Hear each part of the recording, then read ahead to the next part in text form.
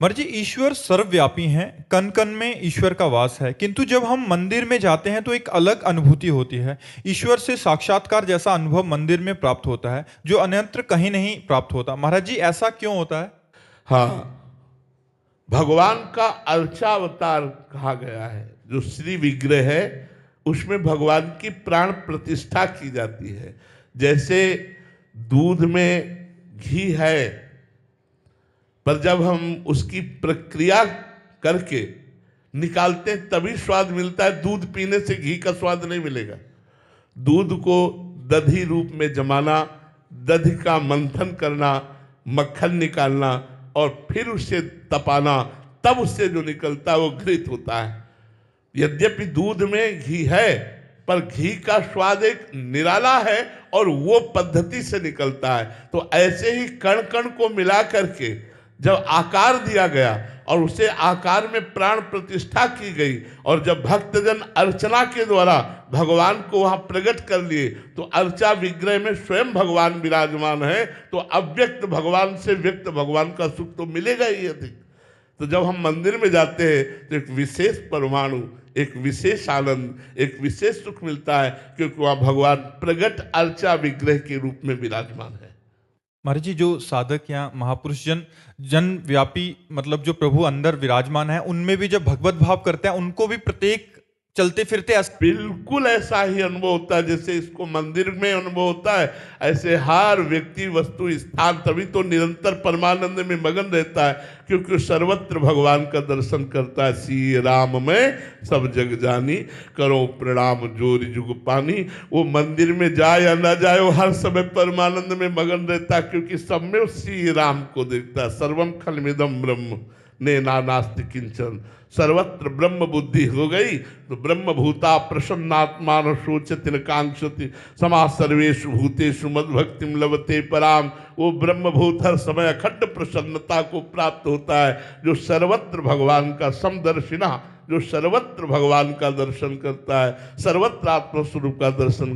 पर वो बच्चा ये अपना अनुभव बता रहा है, ठीक अनुभव बता रहा है, पर ये साधारण कोटि का है। लेकिन असाधारण कोटि का अनुभव यह है कि क्रूर पापी को भी देख करके भी अपने भगवान की स्मृति में, भावना में तन्मय हो जाना। तो जो मंदिर में सुख है वो कण में सुख है, ऐसा अनुभव हो जाएगा। तो महाराज जी, क्रूर और पापी की जो प्रकट में लीलाएं होती हैं, तो उस समय अंदर विचार क्या होता है? जैसे हीटर गर्मी फेंक रहा है, लेकिन विवेकवान हीटर की गर्मी और कूलर, फ्रिज आदि, एसी आदि की ठंडी, इन क्रियाओं को देख करके बिजली को नहीं भूलता। उसको पता है बिजली दोनों में एक है। हीटर की गर्मी में और फ्रिज या एसी या कूलर आदि की ठंडी में बिजली तो एक ही है ना। तो ऐसे क्रूर पापी और पुण्यात्मा महात्मा दोनों में भगवान तो एक ही विराजमान है, क्रियाएं दोनों की अलग अलग है। जो क्रिया को देखता है वो कारण को नहीं समझ पाता, जो कारण को देखता है वही समझदार है। कारण सबका परमात्मा है, वही विराजमान सब रूपों में है।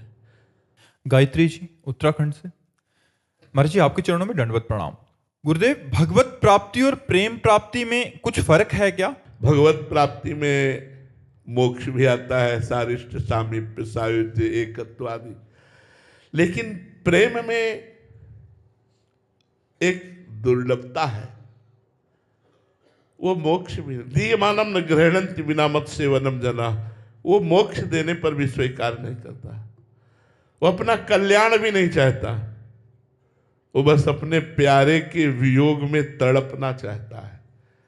प्यारे का नाम ले लेकर के उसकी याद में रो रो करके समय व्यतीत करना चाहता है। ऐसे प्रेमी जगत को पावन करने वाले होते हैं। जो मोक्षाभिलाषी है वो तो धन्य है ही, लेकिन जो मोक्ष त्यागी है, मोक्ष का भी त्याग करके भगवान के विरह में तड़पना चाहते हैं। इसीलिए गोपियों की चरण वंदना परम ज्ञानी बृहस्पति शिष्य, भगवान के मित्र, भगवान के मंत्री उद्धव जी ने की। क्यों? क्योंकि गोपियां हर समय भगवान श्री कृष्ण के प्रेम में उन्मत्त रहती थी। गृह कार्य करते हुए भी कृष्णाकार वृत्ति रहती थी। विक्रेतु कामा खिल गोप कन्या, मुरारी पादार पिचित्त वृत्ति, दध्यादिक मोह वसाद वोचर, गोविंद दामोदर माधवेति। इतनी तन्मयता थी कि बोलना चाहिए दही ले ले दही, तो बोलती कोई गोविंद ले ले, कोई दामोदर ले ले, कोई माधव ले ले।